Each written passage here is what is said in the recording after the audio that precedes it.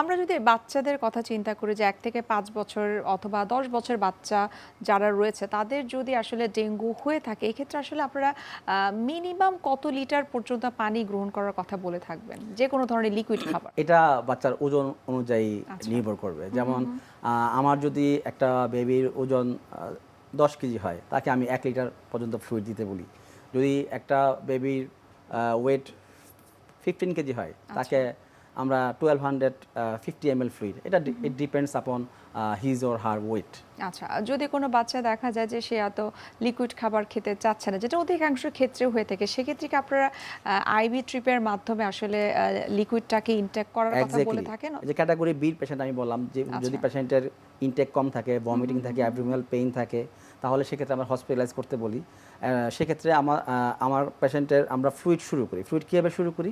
আমরা কিছু clinical sign আছে, আমরা এক্সামিনেশন করে দেখি তার ব্লাড প্রেশার কেমন, তার পালস ভলিউম কেমন, তার স্কিন টেম্পারেচার কেমন, সব কিছু মিলিয়ে আমরা একটা ফ্লুইড শুরু করি। যদি দেখি যে না আমার ব্লাড প্রেশার রেজ করছে না, ব্লাড প্রেশার কমে যাচ্ছে, ফ্লুইডটাকে আমি আস্তে আস্তে বাড়াতে থাকে। যেমন আমরা শুরু করি 1.5 ml পার কেজি পার আওয়ার প্রতি ঘন্টায়। তারপর থেকে আমরা চলে যাই 3 ml পার কেজি পার আওয়ার। এভাবে করে আমরা বাড়াতে থাকি। বাড়াতে গিয়ে যখন দেখি আমরা যে না বেবির ব্লাড প্রেশার এখন স্টেবল, পালস ভলিউম নর্মাল, সেক্ষেত্রে আমরা হয়তোবা ওই স্টেপ থেকে আবার ডাউন স্টেপে আসি। এভাবে করে আমরা 48 ঘন্টার একটা ফ্লুইড ম্যানেজমেন্ট দিই। যেসব শিশুদের ডেঙ্গু হচ্ছে অনেক সময় তাদের কন্ডিশনটা অনেক ক্রিটিক্যাল অবস্থায় কিন্তু চলে যায়, কখন সেই ক্রিটিক্যাল কন্ডিশনটা হয় এবং এটার সাথে আসলে অন্যান্য কোনো রোগের কোনো সম্পৃক্ততা রয়েছে কিনা? আহ, অনেক সময় দেখা যায় যে কিছু কিছু পেশেন্ট আসলে খুবই খারাপ অবস্থায় চলে যায়। যেমন আমাদের কিছু পেশেন্টকে আইসিইউতে পর্যন্ত পেডিয়াট্রিক আইসিইউতে পর্যন্ত রেফার করা লাগে। তো এটাকে আমাদের একটা টার্মও আছে, expanded dengue syndrome. Expanded dengue syndrome means আমার ডেঙ্গুর যে সাধারণ উপসর্গ থাকবে সেগুলো তো থাকবেই, তার সাথে যোগ হবে বিভিন্ন ধরনের অর্গান বা সিস্টেম ইনভলভ হওয়া।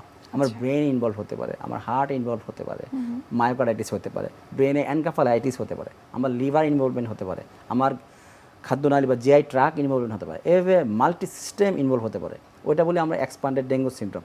তো এসব ক্ষেত্রে আসলে কেন এরকম হয়? আপনার যখন প্রথমবার ডেঙ্গু হবে, দিস ইজ ক্লাসিক্যাল ডেঙ্গু, তখন ম্যানিফেস্টেশন এত সিভিয়ার হবে না। কিন্তু সাবসিকুয়েন্টলি যদি আবার ডেঙ্গু ইনফেকশন হয় with a different serotype of dengue, আমরা জানি ডেঙ্গুর 4টা সেরোটাইপ থাকে, তো যদি ডিফারেন্ট সেরোটাইপ দিয়ে যদি আবার সাবসিকুয়েন্ট ইনফেকশন হয় সেক্ষেত্রে রোগের বহিঃপ্রকাশটা অনেক জটিল হবে এবং গুরুতর হবে।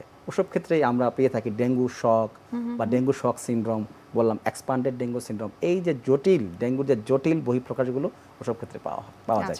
এবং এর সাথে যদি তার কোনো কোমরবিডিটি, মানে আমার ডেঙ্গু হলো, আমার আগে থেকে আরেকটা অসুখ রয়ে গেছে, আরেকটা ডিজিজ রয়ে গেছে, সেটা হতে পারে ব্লাড ক্যান্সার, হতে পারে লিউকিমিয়া, হতে পারে সেটা অন্য যে কোনো ডিজিজ হতে পারে, অবশ্যই সেক্ষেত্রে ওই পেশেন্টের জন্য অতিরিক্ত সতর্কতা আমাদের অবলম্বন করতে